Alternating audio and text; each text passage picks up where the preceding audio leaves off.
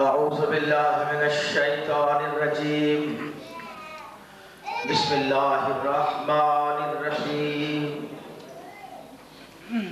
الحمدللہ الذی ہدانا لہذا وما كنا لنهتدي لولا ان هدانا الله لقد جاءت رسل ربنا بالحق ثم الصلاة والسلام على صاحب الدعوة النبوية والصولة الحيدرية والعصمة الفاطمية والحلم الحسنية والشجاعة الحسينية والصبر السجادية والمآثر الباقرية والآثار الجعفرية والعلوم الكاظمية والحجج الردوية والجود التقوية والنقاوة النقوية والهيبة العسكرية والغيبة الإلهيات القائم بالحق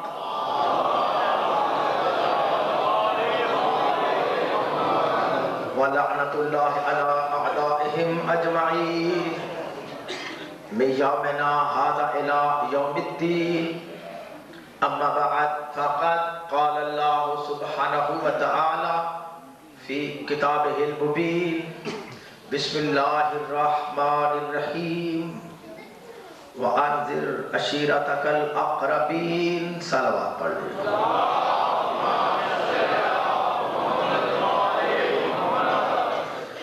برادران اسلام حاضر مجلس رب العالمین بوسیلہ محمد و آل محمد ہم سب کا یہاں پرانا قبول و منظور فرمائے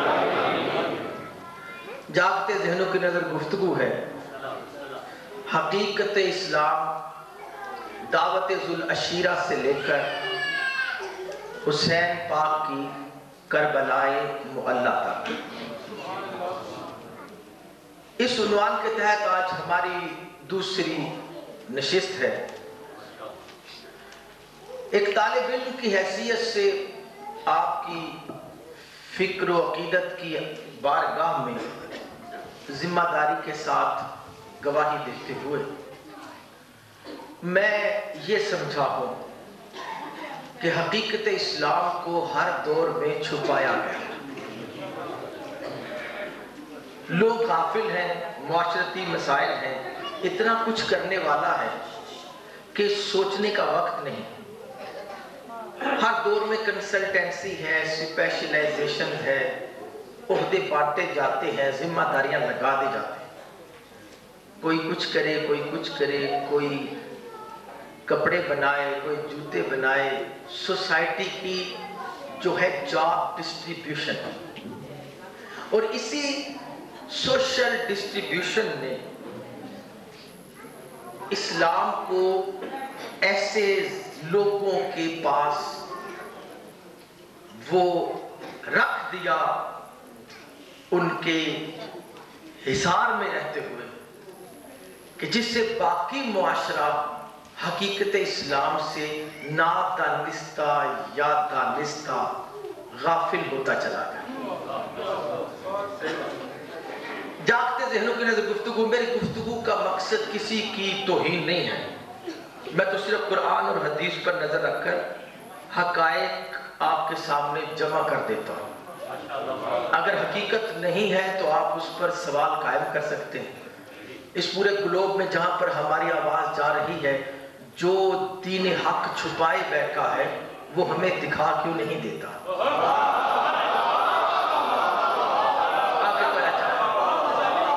ذہنوں کو کلام کرتے ہیں اللہ اکبر تو دعوت ذو العشیر قرآن نے کہا محمد سرکار سے وَأَنذِرْ عَشِيرَتَكَ الْأَقْرَبِينَ کہ میرے محبوب اپنے خاندان کے قریبیوں کو ڈراؤ توجہ چاہیے اپنے خاندانی قریبیوں کو ڈراؤ توجہ چاہیے پہلی تحریر کیا کی گئی ایک روایت گھڑ دی گئی اللہ نے کہا تھا خاندان والوں کو بلاؤ رسول پاک پہاڑ پہ چڑھ گئے فاران کی چوٹی سے جا کر کہا یا اہل المکہ جب اللہ نے بلایا قریبیوں کو ہے تو تم کافروں کو کیوں بلوا رہے ہو؟ آپ کی تو یہاں چاہیے یہ دعوت محسن اسلام محافظ محمد اپنے دور میں وجہ اللہ بھی ہے ید اللہ بھی ہے. اللہ کسی کافر کی مدد قبول ہی نہیں کرتا. اس لیے وَمَا كُنْتُمْ مُتَّخِذَ الْمُضِلِّينَ عَضُدًا کے قانون کے تحت 18 سورۃ الکہف 51 آیت اللہ کسی گمراہ کو اپنا بازو نہیں بناتا. رسول پاک نے تبلیغ اسلام کی وحی کے مطابق کی گئی پہلی دعوت کو ابو طالب کے زور بازو پر مقرر کیا. یعنی حضرت ابو طالب علیہ السلام اس دعوت کے محتمم ہیں. آپ کے گھر میں دعوت ہوئی, آپ نے چیزیں میسر کی ہیں, توجہ چاہیے. ابو طالب ہیں محمد کے اس مشن کو مکمل کروانے میں مددگار. دعوت ذوالعشیرہ رسول کے خانوادہ بنی ہاشم کے لوگ آئے. یہاں پر غیر کو نہیں آیا. 120 افراد لکھے تاریخ میں, 2 بیویوں کا نام بھی ہے. تو جو حد چاہیے. سوال یہ ہے کہ اس دعوت میں ہوا کیا ہے جس سے خاندان کے کچھ لوگ اختلاف میں چلے گئے. ابو لہب کھڑا ہو گیا. کیا یہ دعوت توحید کو منوانے کی تھی؟ تو ہمیں پتا چلا توحید تو وہ بھی مانتے تھے جن کو قرآن بت پرست کہتا. اللہ کو بھی وہ مانتے تھے جو باہر والے بت پرست تھے, قریش کے باقی قبیلے. تو جو چاہیے وہ کعبہ کو بھی مانتے, وہ قبلہ کو بھی مانتے, وہ حج کو بھی مانتے. لیکن جن کے درمیان یہ دعوت ہو رہی ہے یہ عام لوگ تو نہیں ہیں. یہ تو آل ابراہیم ہے, یہ تو دعائے ابراہیم ہے, یہ تو وہ ہے جو محمد سرکار کے انتظار کرنے والے ہیں. آپ کے تو چاہیے تھوڑی سی گونج کم کر دیں بیٹا, آپ کو آواز زیادہ کاٹ رہی ہے. تو جو چاہیے ٹھیک ہے, آپ تھوڑی سی اس کی گونج کم کر دیں. اللہ دیکھیں یہ بہت بڑا فرق ہے. بت پرستوں کو دعوت دینا, بنی ہاشم کو دعوت دینا, یہ بہت بڑی بے ایمانی ہے. بت پرستوں کو دعوت نہیں تھی. یہ ہم نے کل طے کر لیا. آپ کی سوالی نگاہوں کے لیے میں دہرا رہا کہ بنو ہاشم میں اگر کوئی بت پرست پیدا ہو جائے تو ابراہیم کی دعا غلط ہو جاتی. قرآن میں ابراہیم علیہ السلام نے تحفظ کیا ہے. 14 سورہ ابراہیم کی 35 آیت وَجْنَبْنِي وَبْنَيَّ وَجْنُبْنِي وَبْنَيَّ أَن نَعْبُدَ الْأَصْنَامَ, مجھے بچا کے رکھ, میری اولاد کو بچا کے رکھ جو محمد تک جا رہی ہے, کہ ہم میں کوئی بت پرست نہ ہو. ابو لہب کا مسئلہ علیحدہ, وہ بت پرست نہیں تھا, وہ معاشرتی کمزوری کا شکار تھا, کرایہ لیتا تھا, بتوں کی پرستش نہیں کرتا تھا, حرام کاری کر رہا تھا. جو چاہتا بنی ہاشم میں کوئی بت پرست نہیں تھا.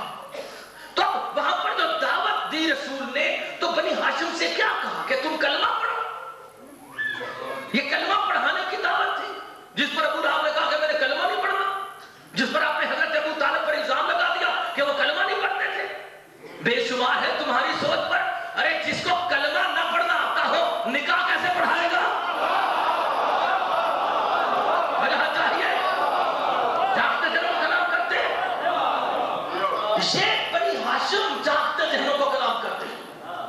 یہ خانوادہ اسلام ہے, یہ آل ابراہیم ہے, یہ ابراہیم کے قانون پر آ رہے ہیں. ان کے گھر میں ابراہیم کے طریقے پر نکاح پڑھے جا رہے ہیں, تو کلمہ نہیں پڑھا جاتا.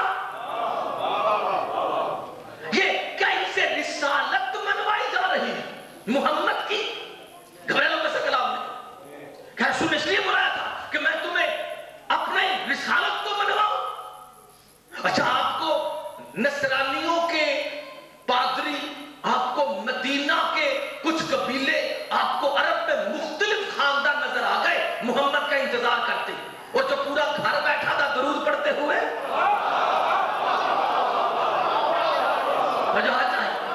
یعنی اللہ نے محمد ان کو عطا فرمایا جن کو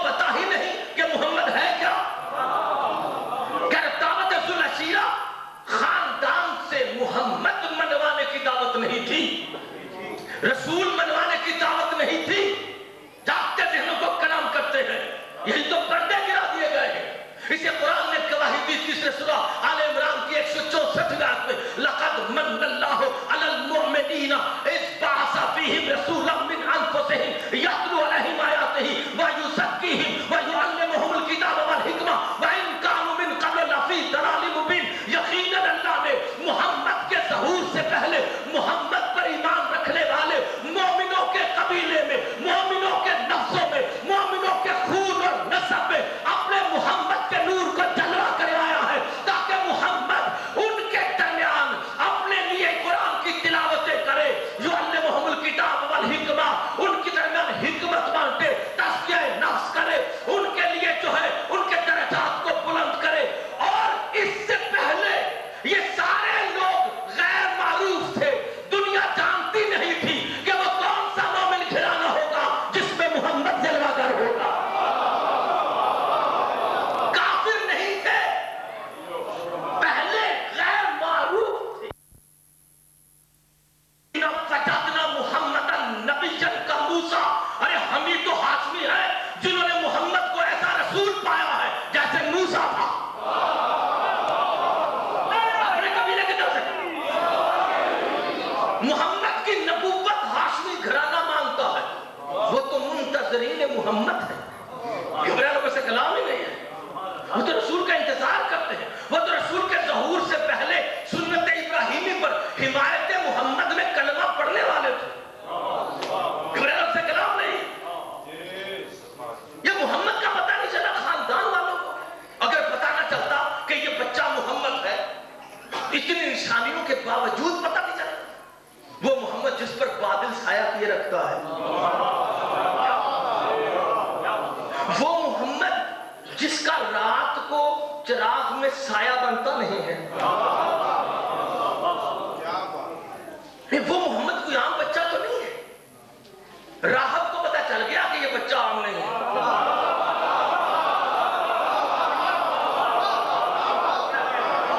घबराने से कलाम नहीं, तो हाथ चाहिए, जागते दिलों को कलाम कर।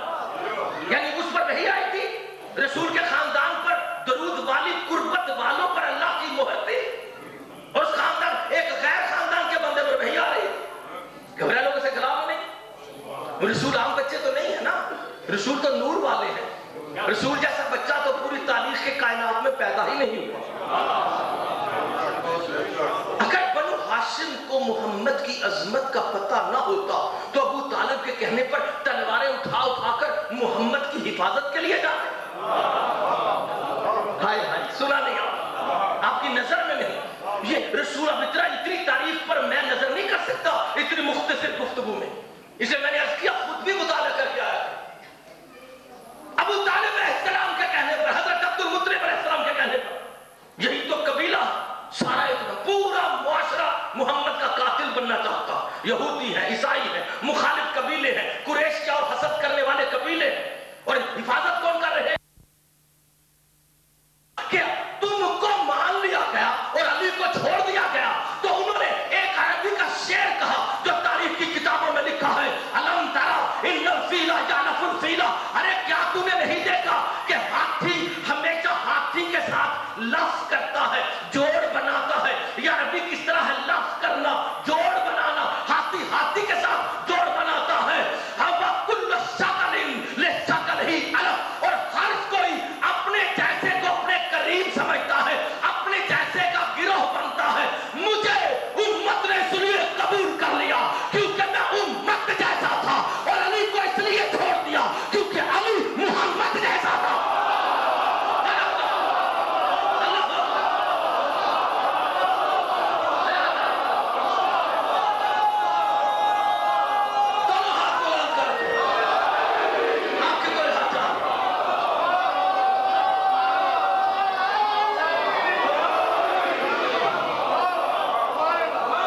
ये छुपाई गई हकीकतें हैं, हमें तो उनके जिक्र में नूर नजर आता, और जब उनका वजूद नूरानिया जलवा कर हो तो वहां का माहौल कैसा हो? ये चीजें छुपाई गई, बड़ी जिद है, 1433 साल की जिद है। 1433 साल में क्या क्या नहीं छुपाएगा। इसलिए इल्मुल शराय में मेरे मासूम के हवाले से शेख सदूक रहमा ने लिखा हुआ कि खबरदार मेरे जाद अमीरुल मोमिनीन को अपने जैसा ना समझना, व नूरुहु वनूरिही अलैहिस्सलाम काना युदियु मिन अतराफिही। मेरे जद अली आम हस्ती नहीं थे, जब वो इज़्न देते थे अपने नूर को तो वो आपके चारों तरफ जलवागर हो जाता था। वग़ालिबुन अला कुल्लिही, और अली का नूर हर चीज पर गलबा कर लेता था। वलैसा लहू ज़िल्लुन, और जिस तरह रसूल का साया नहीं था अली का भी साया नहीं था। घबरा लोग से कलाम में कौन सा कर मदारुजुन नबुव्वा तवज्जो चाहिए, या मदारुजुन नबुव्वा लिखा शब हिजरत अहयाल उलूम इमाम गजाली की, पढ़ो जाकर किताबें, अब्दुल हक मुहद्दिस ने ये लिखा ना, काफिरों को शुबा हुआ कि मोहम्मद एक किताब में लिखा ना, ये काफिरों को कैसे शुबा हो गया कि मोहम्मद है। रसूल का तो कद लंबा, रसूल की कैफियत और तरह की तवज्जो चाहिए। तो फिर आके उन्होंने लिखा कि रसूल की पेशानी से जैसा नूर निकलता था अली की पेशानी से भी वैसा नूर निकलता।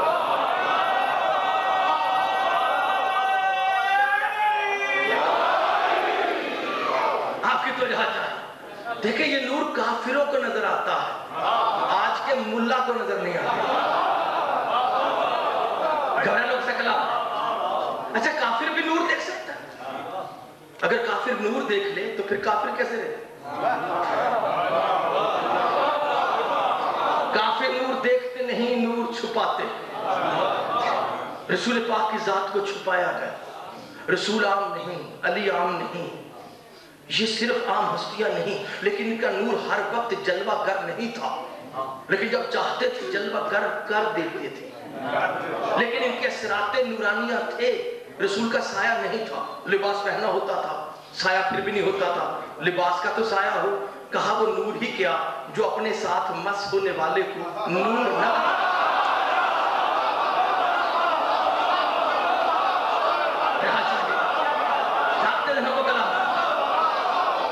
लिबास भी नूर का, ये नालैन भी नूर की। किसी में ये जुर्रत नहीं कि नूरे सिराजे मुनीर का साया बना सके। मोहम्मद का साया नहीं था।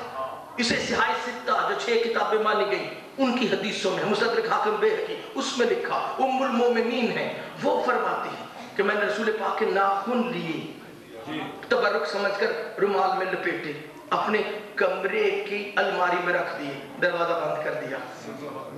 रात को कमरे में आई तो रोशनी रोशनी, घबरा गई कि ये रोशनी कहां से आ रही।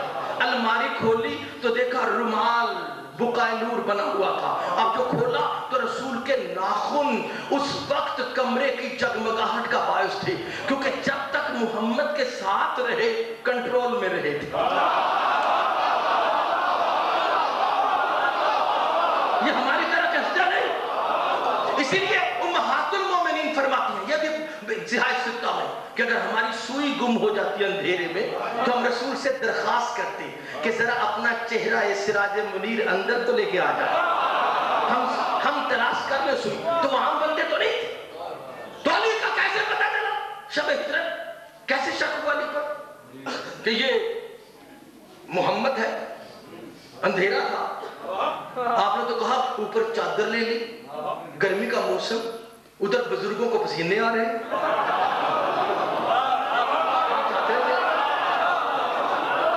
तो ब्रादर गर्मी का मौसम, अली को चादर लेके रोज सोने की जरूरत क्या थी? फिर चादर में से पेशानी का नूर भी नजर आ। झूठ कहां कहां छुपेगा? घबराए लोगों से कलाम ही नहीं वजह चाहिए। तो अब इसलिए चादर नहीं ली हुई, अंधेरा, बिस्तर रसूल पर कोई सो रहा, कातिल तलवारें लिए घेराव कर चुके हैं। फिर चाले कातिलों के कातिल ने कहा अबू जहल जरा देखो बिस्तर मोहम्मद पर मोहम्मद है। कहा बिस्तर तो नजर आ रहा है, ऊपर कुछ पता नहीं चल रहा। कहा शम्मा उठाओ। अब काफिर को नूर नजर नहीं आता भाई, नहीं तो सारे लोग शबे कदर देख लेते।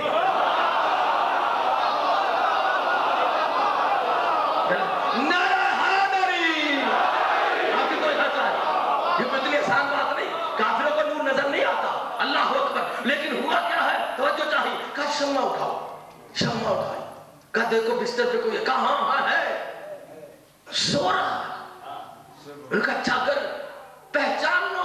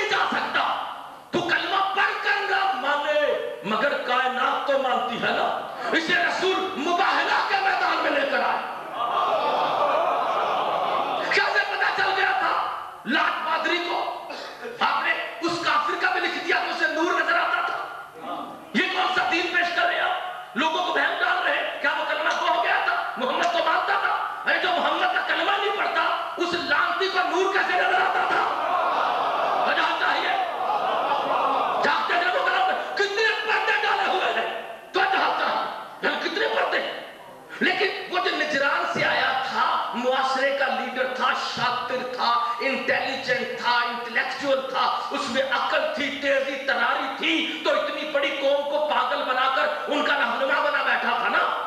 اب اس نے نگاہ کی محمد کے جلوس پر، یہ جو آ رہے ہیں، ایک دم خیمہ لگانے والے بوڑھے بزرگ سے بھی کہا سلمان نکل جا تو میدان مباہلہ سے، کیونکہ اگر مباہلہ میں کوئی ایسا رہ گیا جس کا سایہ بنتا ہو تو پھر دنیا بچے گی نہیں، غلط فہمی نہ ماری جائے، کوئی قریب نہ آئے جس کا سایہ بنتا ہو۔ محمد کے ٹکڑے نور محمد کے ہو ہی وہی جن کا سایہ نہیں بنتا، جس کا سایہ بن جائے وہ محمد کا نور کیسے کہلائے؟ 14 میں سے کسی کا سایہ نہیں ہے، 14 وہ ہیں جو نورانیوں کے سائے بناتے ہیں۔ ابراہیم کا سایہ کیوں ہے؟ کیونکہ سراج منیر محمد ہے۔ مریم کا سایہ کیوں ہے؟ عیسیٰ کا سایہ کیوں ہے؟ آدم کا سایہ کیوں ہے؟ ارے جبریل کھڑا ہو تو اس کا سایہ بن جاتا، کیونکہ یہ نور مصطفیٰ ہے، یہ سورج کے سائے کو عرش پر پلٹانے والے ہیں۔ توجہ چاہیے، ان کا سایہ کوئی نہیں بناتا، گھبرانے کو سے کلام نہیں ہے۔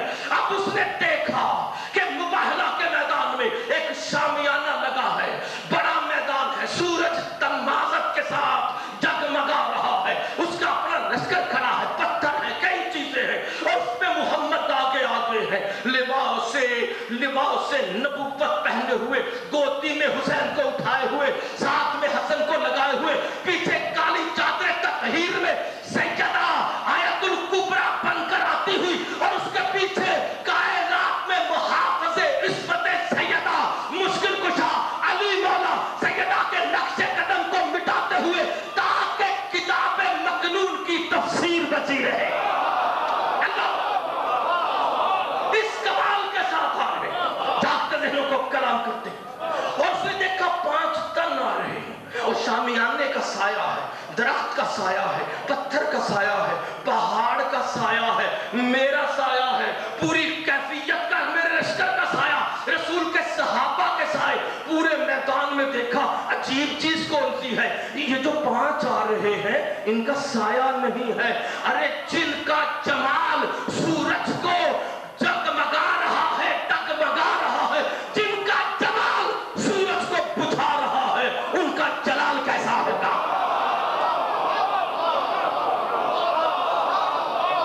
یہ ہستیاں نہیں ہے،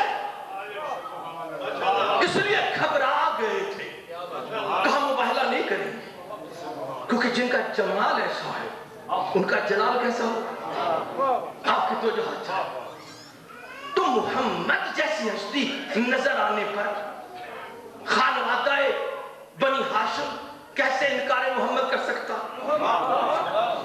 دعوت رسول سیرہ محمد کو منوانے کی نہیں تھی، رسالت کا کلمہ پڑھانے کی نہیں تھی،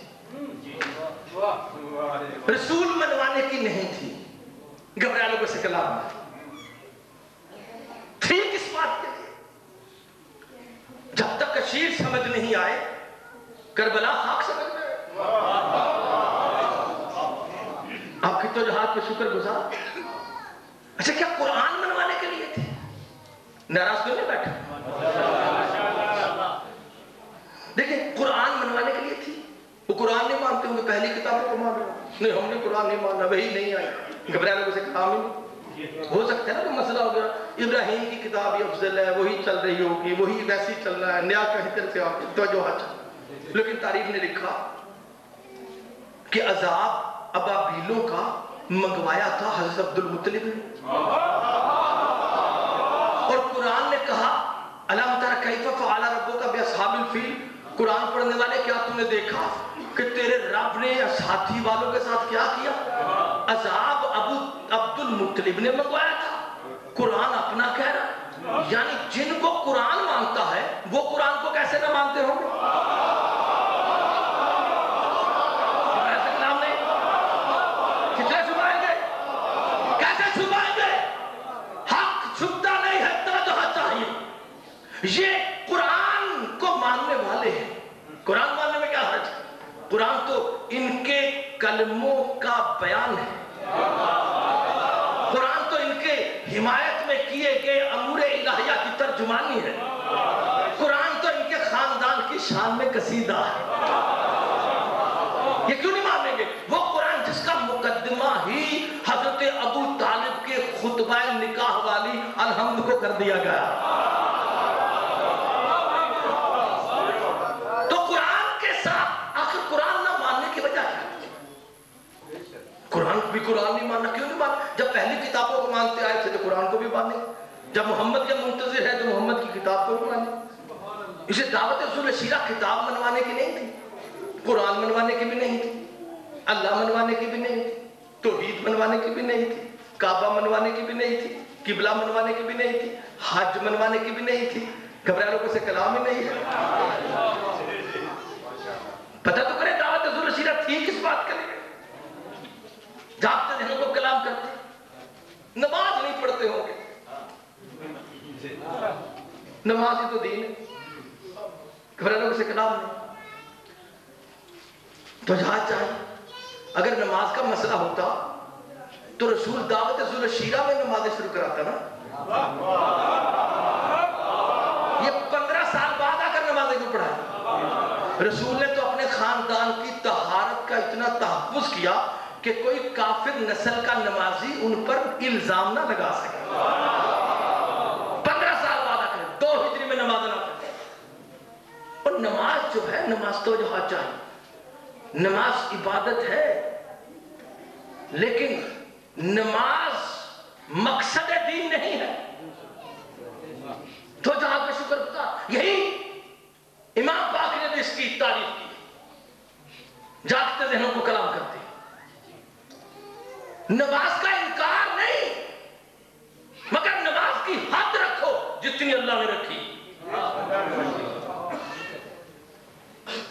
وَمَا خَلَقْتُ الْجِنَّ وَالْإِنسَ إِلَّا لِيَعْبُدُونِ 51 سورۃ الذاریات کی 56ویں آیت. ہم نے جن اور انسانوں کو, میں نے جن اور انسانوں کو اپنی عبادت کے لیے تخلیق کیا. اللہ نے کیا ہے تخلیق عبادت کے لیے. توجہ چاہیے. دیکھیں ہر مسئلہ میں تحریف ہے, یہ چھوٹی بے ایمانی نہیں ہے. جن اور انسانوں کو اپنی عبادت کے لیے میں نے تخلیق کیا, اللہ نے کہا. تو فرشتے کس کی عبادت کرتے ہیں؟ تو پھر جن اور انسانوں کو کیوں تخلیق کیا؟ اور عبادت سے مراد اگر شریعت ہوتی تو وہ نماز تو جا کر واجب ہوتی ہے 15 سال کے بالغ لڑکے پر. اگر 14 سال میں مر گیا تو اللہ نے بے مقصد پیدا کیا تھا.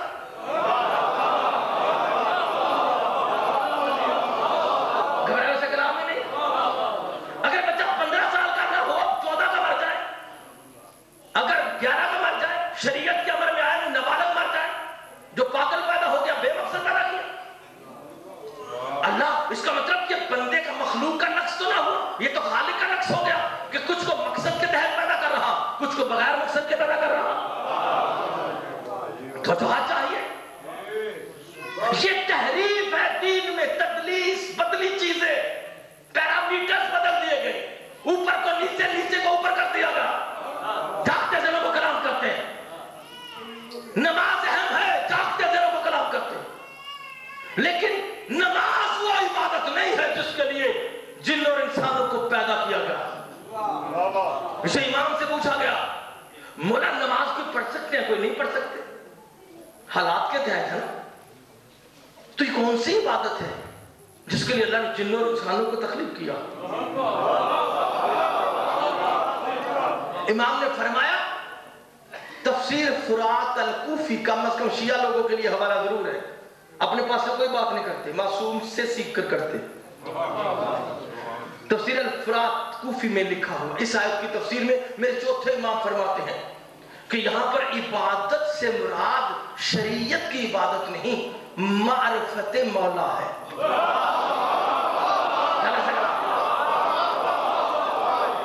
یعنی بندے کو پتا چل جائے کہ اللہ کا بندہ ہوں, مخلوق ہوں, مگر بنایا کس کے لیے گیا, کس کے, اللہ تو پردے میں ہے, کس کے لیے جان قربان کرو, جس سے اس کی معرفت آ جائے وہ عبادت میں آتا. یہاں پہ شریعت کی عبادت مراد نہیں ہے. تو جہاں چاہیے, اس لیے ایک یمنی نے سوال کیا میرے امام پاک سے, اور سوال کیا میرے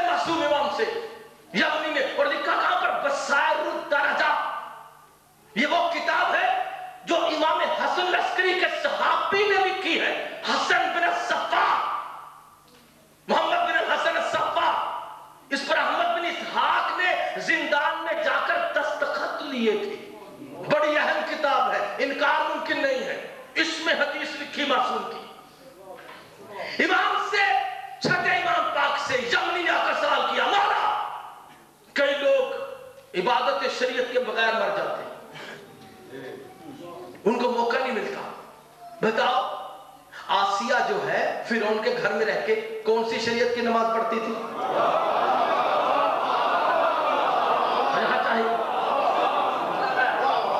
بتاؤ فرعون کے گھر میں آسیہ نماز پڑھتی شریعت کی, وہ قتل نہ کر دیتا؟ بتاؤ مومن آل فرعون حزقیل علیہ السلام کون سی شریعت کی نماز پڑھتا؟ تو پھر وہ کیسے جنت میں جا رہے ہیں؟ نہ آسیہ نے نماز پڑھی, نہ مومن آل فرعون نے نماز پڑھی, نہ اصحاب کہف کو اللہ نے نمازوں پہ لگایا. کتنے لوگ ہیں جنہیں اللہ نے نمازوں پہ لگائے نہیں. نہ یاسر نے پڑھی عمار کے بابا, نہ سمیہ نے پڑھی. گھریلوں سے کلام نہیں, سارے جنتی ہیں بغیر نماز شریعت پڑھے ہوئے. اور دوسری طرف رسول کے ساتھ مسجد نبوی میں پوری شریعت کی نمازیں پڑھ پڑھ کر بھی منافق بھی رہ گئے, جہنمی بھی ہو گئے.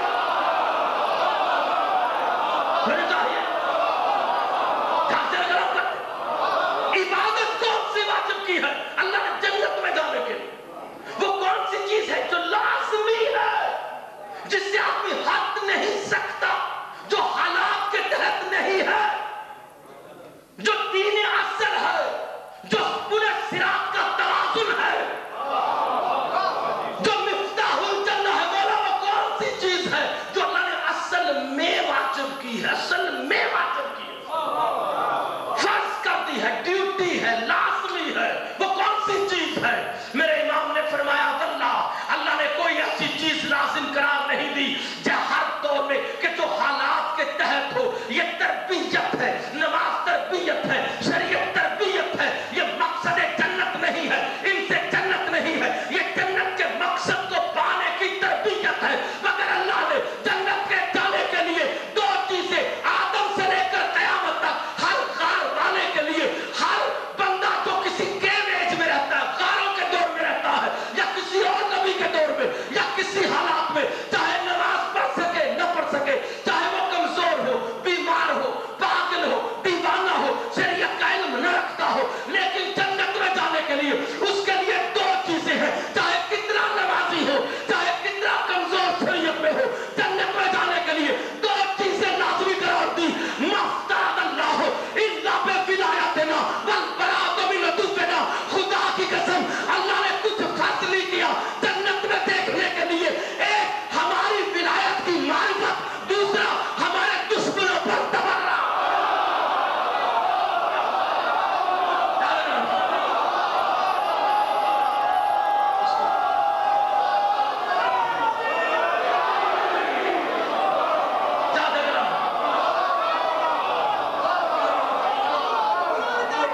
پوری طاقت کے ساتھ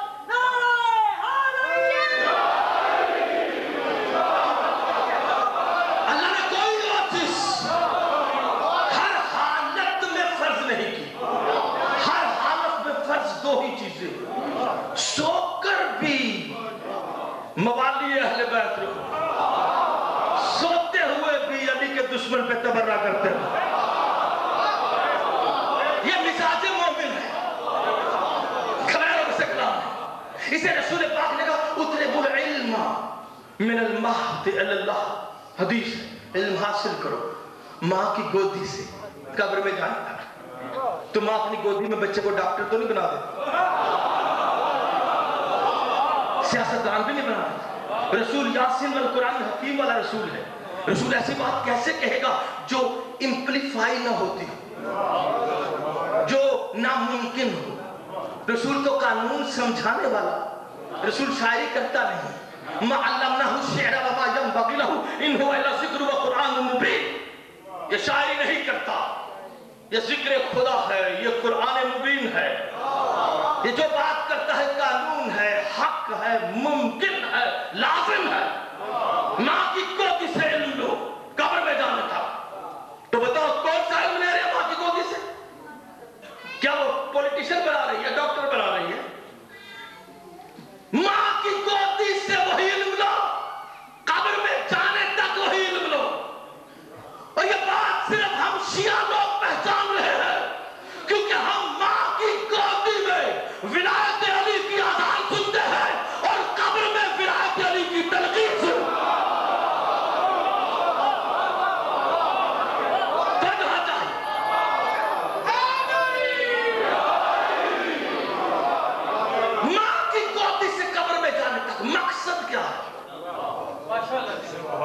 یہ چند ہے. ایک بچہ آیا دنیا میں 3 گھنٹے میں مر گیا. ماں کی گودی میں بھی قبر میں بھی چلا گیا. آج کل تو مولوی چھوٹے بچوں کو تلقین بھی نہیں پڑھتے. گھبرانے اسے کلام ہی نہیں. معصوم نے منع کیا ہو تو ہو نا, تو جہاد میں شکر گزار. جہاں منع نہیں کیا ہوتا وہاں کرنا چاہیے. اچھا اس قانون کا فائدہ کیا ہے؟ ایک بچہ چھوٹا مر گیا نا, چھوٹا سا بچہ 3 گھنٹے میں مر گیا. کوئی پاگل مر گیا, کوئی مسلمان کے گھر مر گیا, کوئی عیسائی کے گھر مر گیا, کوئی ہندو کے گھر مر گیا. نابالغ. اب نابالغوں کو, پاگلوں کو, جن پر شریعت آئی نہیں, عقل پوری نہیں ہوئی ہے, تو انسان آدمی کے بچے آدم زادے کو تو اللہ نے کبھی موت دینی نہیں, اسے تو دائمی حیات میں رکھنا. اچھا اللہ ان کا کیا کرے جو دنیا میں عمل کر ہی نہیں سکے, مجبور رہیں گے بے علمی میں, عقل بے عقلی میں. غار کے دور کے بندے اس طریقے پر ایک ماں کا چھوٹا بیٹا جو گھنٹے بعد ماں کی گودی سے مر گیا, تو جو چاہے تو کیا کرے گا اللہ ان کا؟ پھر جو اخبار معصومین ہے اس میں لکھا وہاں محشر میں ایک سپلیمنٹری امتحان ہوگا, ضمنی امتحان. وہاں پر ان بچوں کو دنیاوی عقل, شعور, ماحول اسی طرح کے حالات میں بالکل اسی طرح چھوڑ دیا جائے گا جیسے ہمیں چھوڑ دیا گیا. کوئی اس میں بے اعتدالی نہیں ہوگی. اور پھر وہاں پر امتحان ہوگا, وہاں پر صراط مستقیم بھی ہوگا, اور وہاں پر صراط شیطان الرجیم بھی ہوگا. وہاں پر امتحان ہوگا, ہے نا قبر. ایک طرف قرآن سنایا جائے گا, ایک طرف شیطان ڈھول بجائے گا. میوزک نہ سنا کرو, مائیں بتاتی ہے نا دادیاں, تو جو ہاں چاہیے. یہ معاشر کا وہی امتحان ہے, تو جو ہاں چاہیے. جو اخبار معصومین میں لکھا, بہشتی زیور والے نے لکھا, کئیوں نے لکھا ہوا کہ معاشر میں امتحان ہوگا, تو جو چاہیے. اب وہاں پر کیا ہوگا؟ معاشر میں امتحان ہوگا, ایک طرف قرآن ہوگا, ایک طرف شیطان ہوگا. بندہ چھوڑ دیا جائے گا. دنیا میں تو وہ چھوٹا سا مر کے گیا تھا, گھنٹے کا. اسے رسول پاک نے کہا ان الجنت تحت الاقدام الامہات, جنت ماؤں کے قدموں تلے ہے. توجہ چاہیے, بات سن لے. جنت ماؤں کے قدموں تلے, شریعت کی تشریح کر, شرح کر. جنت ماؤں کے قدموں تلے. قدموں سے مراد جسمانی قدم نہیں, عملی اقدامات. یہ حدیث میں پہلے شرح کر چکا یہاں. جسمانی قدم نہیں, کیونکہ اگر ماں خود جہنم میں چلی جائے تو بچہ کیسے جنت میں جائے گا؟ تو یہ عملی قدم, عملی قدم. اس وجہ سے کہ اگر بچہ 1 گھنٹہ بھی ایسی ماں کی گودی میں رہ کر مر گیا جو علی علی کرنے والی تھی, جب محشر کا ضمنی امتحان ہوگا تو اس کے حالات زندگی میں گونجے گا میری ماں علی علی کرتی تھی, میں علی والا.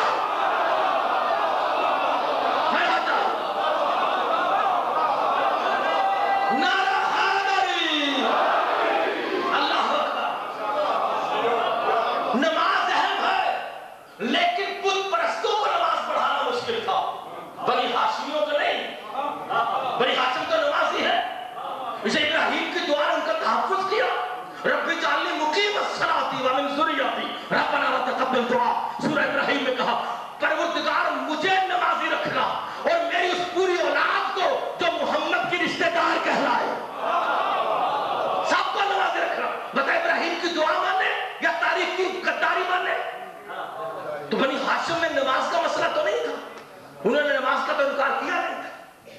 دیکھیں دعوت ذوالرسیلہ کا مقصد کیا تھا, جس پر ابو لہب کھڑا ہو گیا. رسول کیا کہہ دیا تھا جس سے چہرے مرجھا گئے؟ رسول کیا کیا تھا جس سے لوگ سرکش ہو گئے؟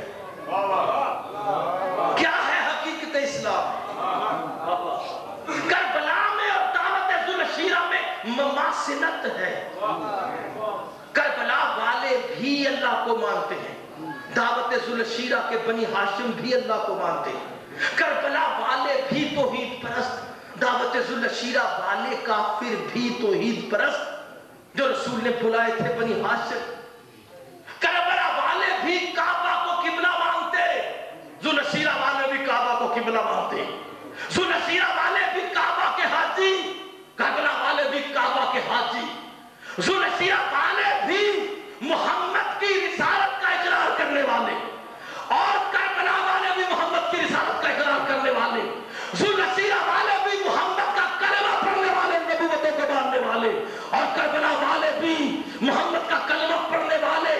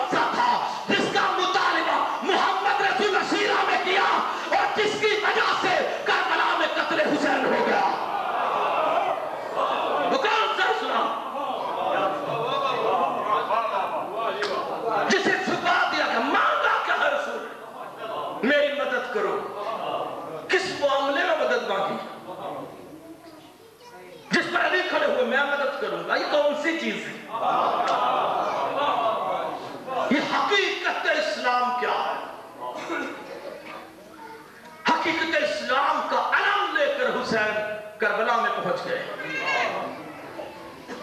2 محرم کو برود کربلا. بولا ہم سب کا نا قبول و منظور فرمائے. ہمیں توفیق دے کہ ہم دنیا کے ڈالے ہوئے پردوں سے نکل کر حقیقت اسلام پر نظر کر سکیں. میری عرض یہی رہی اپنے سننے والوں سے کہ خدا کے لیے خود پڑھا کریں. یقین کرے دوسرا تو آپ کو 1 روپیہ کما کر نہیں دیتا, تو یہ آپ کا ملا آپ کو جنت کیسے کما کے دے گا؟ جس نے کچھ کرنا اپنے لیے پڑھیں. جب تک کوئی سبجیکٹ ذاتی طور پر ذمہ داری کے ساتھ اپنا مقصد حیات نہیں بنایا جاتا تب تک وہ سمجھ نہیں آتا. اسے قرآن اور حدیث سب کے لیے ہے, پڑھا جائے تاکہ حسین سمجھ میں آئے, تاکہ مجلس سمجھ میں آئے, تاکہ جال سازی کا پتہ چلے. آخرت میں مر کر پتہ چلے گا تو فائدہ کیا ہوگا؟ لوگ ان پر تبرہ کریں گے, وہ لوگوں پہ تبرہ کریں گے, فائدہ نہیں ہوگا اس لعنت ملامت. حسین 2 محرم کو کربلا میں آئے. روایتوں میں لکھا مولا حسین پاک کے کہ سرکار مرتجز پر سوار آگے آگے چلتے آ رہے ہیں. پیچھے حسین کی پوری فوج ہے. حسین کی فوج میں 40 پردہ دار اماریوں والے ناکے ہیں. کچھ جوان مرد ہیں, باقی بچے ہیں. اور حسین کے ساتھ ساتھ حر آ رہا ہے جس کے ساتھ 1000 سپاہی ہیں. حسین کو گھیرے میں لیے اور حسین پاک گھوڑا چلاتے آہستہ چلتے آ رہے. لکھا روایت میں 2 محرم کو ایک مقام پر جا کر مرتجز ٹھہر گیا. جب قافلہ رکا ادھر مرتجز ٹھہرا, ادھر پورا قافلہ رک گیا. عباس ہاتھ اٹھاتے تھے, ہر اونٹ ٹھہر جاتا تھا. کربلا معجزے والوں کا اقتدار ہے. کربلا عام جگہ نہیں ہے. روایتوں میں لکھا بہن نے پردہ اٹھایا. سب سے پہلا اونٹ سیدہ کا. جب مکہ سے چلی تو بی بی آگے آگے حسین کے قریب قریب. جب مدینہ سے چلی تھی تو سب سے پیچھے پیچھے, حسین بہن کے قریب قریب. لیکن جب مکہ سے چلے تو حسین آگے آگے, بہن حسین کے قریب قریب. اللہ اکبر. لکھا روایتوں میں حسین پاک کی طرف بہن نے دیکھا. اب جو دیکھا تو دوپہر کا وقت تھا, 1 بجے کا. لو چل رہی تھی, گرم ہوا میں بگولا بنا, اس میں کچھ ریت اڑی حسین پاک کے چہرے کے سامنے. سیاہ رنگ کی ریت تھی, لوہا ملا ہوتا ہے. اس میں کربلا کی کچھ مٹی بھی تھی, دھوپ بھی پڑ رہی تھی. وہ ایسے لگا جیسے دھوئیں اور خون کا بگولا بلند ہوا. بہن کی نظر پڑی تو سیدہ کا دل بیٹھ گیا. ایک دم بلایا, بھیا حسین, بھیا حسین. امام حسین کا گھوڑا رک چکا تھا. امام حسین نے کہا بہن ذرا انتظار فرمائیں, میں ابھی آتا ہوں. حسین پاک ایک گھوڑے سے اترے, دوسرے پر بیٹھے, مرتجز کو ہٹایا, دوسرے پر بیٹھے. کہا 6 گھوڑے امام پاک نے تبدیل کیے, لیکن کوئی گھوڑا اس سمت میں آگے نہیں بڑھا. امام جانور کو کہتے چل مقتل ابی داؤد سے پڑھ رہا. امام نے کہا چلو, تو گھوڑے نے چہرہ اٹھایا, آنکھوں میں آنسو تھے. مقاتل کی اہم کتاب. مولا میں کیسے چلوں, اس سے آپ کا تمسک ہے. گھوڑے چلے نہیں. حسین نے گھوڑے کو پھیرا, بہن کے محمل کے پاس آ گئے. بتائیں سیدہ کیا بات ہے؟ کہا کہ حسین گھوڑے نہیں چل رہے. کہا نہیں بہن. کہا بھیا راستہ بدل لو, اس طرف نہ جاؤ, اس جگہ سے چلے چلو, اس میدان سے ہٹ کر کسی اور طرف چلو. امام حسین نے کہا کیوں؟ بہن نے کہا بھیا پتہ نہیں کیا بات ہے, مجھے زمین میں سرکشی نظر آ رہی ہے, میرا دل بیٹھ رہا ہے. بس حضرت حسین یہ سننا تھا. حسین پاک نے کہا بہن اگر آپ اجازت دیں تو پہلے میں ذرا اس کی تحقیق تو کر لوں کہ یہ وہی زمین ہے जहां मेरे लिए शहादत लिखी है, मेरी मंजिल है यही जमीन, पहले इसका नाम तो पता कर लूं, कहीं हमारी मंजिल ना हो। ये सुनना था। बीबी सैयदा ने कहा मैं इंतजार करती हूँ, आप तहकीक करें। हुसैन आगे बढ़े, अपने सहाबा को बुलाया, हुर के साथियों को बुलाया और कहा कबीला बनी असद करीब के लोगों को बुलाकर लाओ। कबीले के लोग इकट्ठे हुए। हुसैन पाक ने कहा बताओ मुझे सारे लोगों कि इस जमीन का असल नाम क्या है। जब कहा तो जुहैर बिन अल-कैन लिखा, खड़े हुए हुसैन के साथ। कहा बोला इस इलाके का एक नाम मुझे भी पता है, इसको अर्ज़े सफीन कहते हैं। इमाम हुसैन ने कहा नहीं ये नाम नहीं है। इतने में एक और आदमी खड़ा हुआ और कहा मौला मुझे बताया गया है कि इस इलाके का नाम शत्तुल अरब है, क्योंकि जब नूह अलैहिस्सलाम गुजरे थे तो उनकी कश्ती यहां भंवर में फंस गई थी।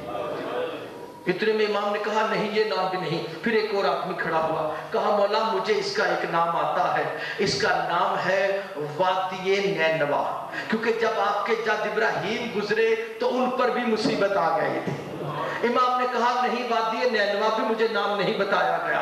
इतने में एक कूफा का आदमी खड़ा हुआ, मौला मैं ईसाई होता था, अब मैं मुसलमान हो गया हूँ। मौला इस जगह पर मरियम और ईसा गुजरे थे तो उन पर मुसीबत आई थी, इसलिए इसको दश्ते मारिया भी कहते हैं।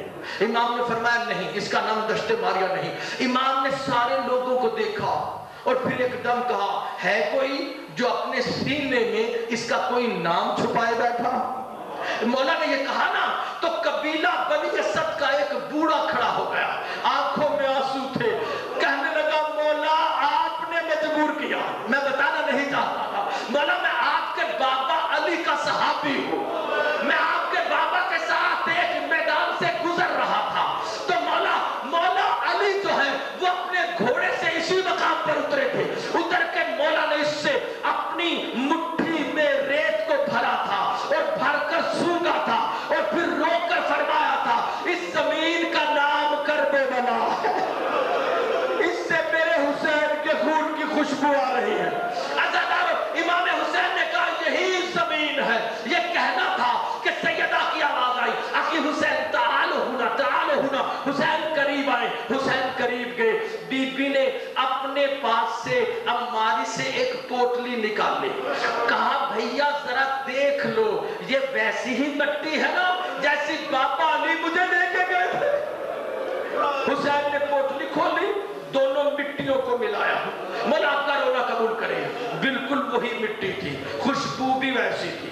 हुक्म दिया गया खैमे लगा दिए जाए। बस अदाकारों बड़ी मंजिल है, लिखा ये है बीबी सैयदा का करबला में पहली मर्तबा और हुसैन की हयात में आखिरी मर्तबा उतरना।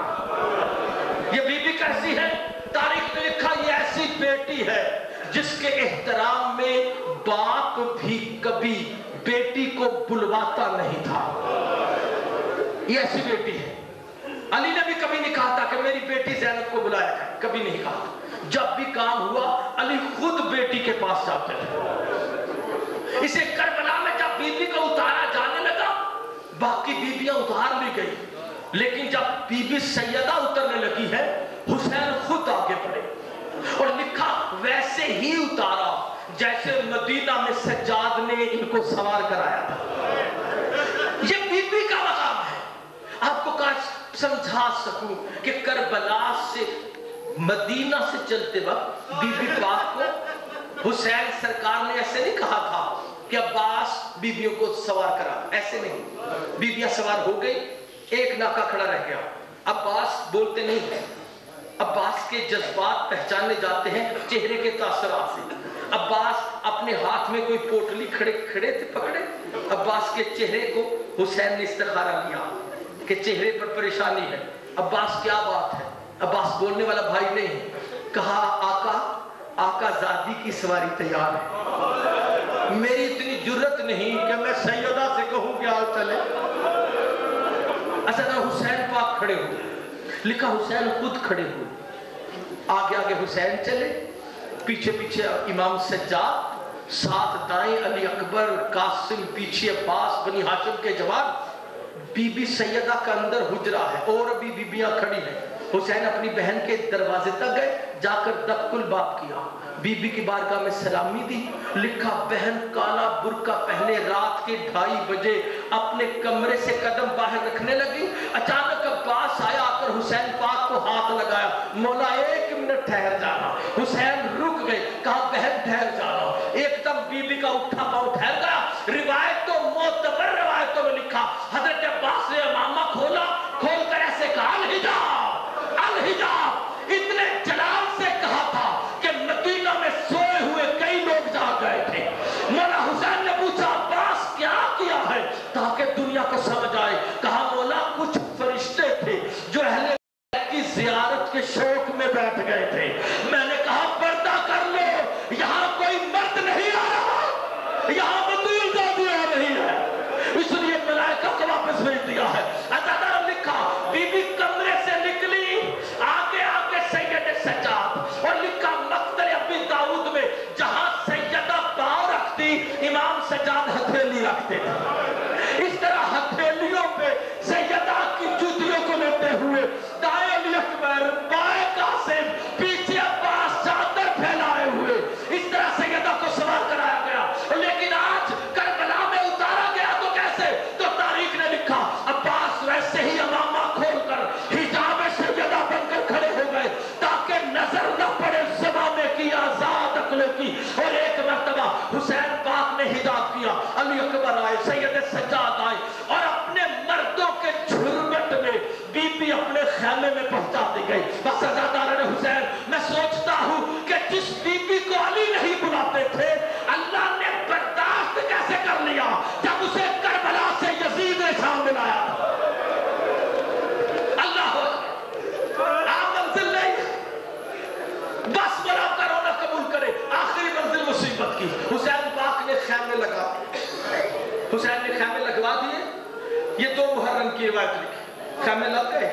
مولا حسین نے کہا زمین کس کی ملکیت ہے، مالکوں کو بلایا، ان سے قیمت طے کی، 60,000 دینار میں کربلا کی زمین خرید کر بلایا قبیلہ بنی اسد کو، تمہارے قبیلے میں میرے بابا کے بڑے صحابی ہیں، تمہارے قبیلے نے ہمارے خاندان سے بڑی وفا کی، لوگ آ گئے، میں یہ زمین تمہیں ہبہ کرتا ہوں۔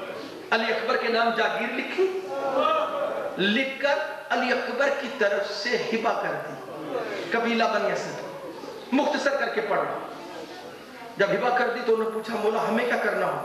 کہا بس اتنا کرنا کہ اگر کوئی پوچھے نا تو اسے ہماری قبر کا بتا دینا، وہ حسین کی قبر ہے، وہ علی اکبر کی ہے، ہماری قبروں کے نشان۔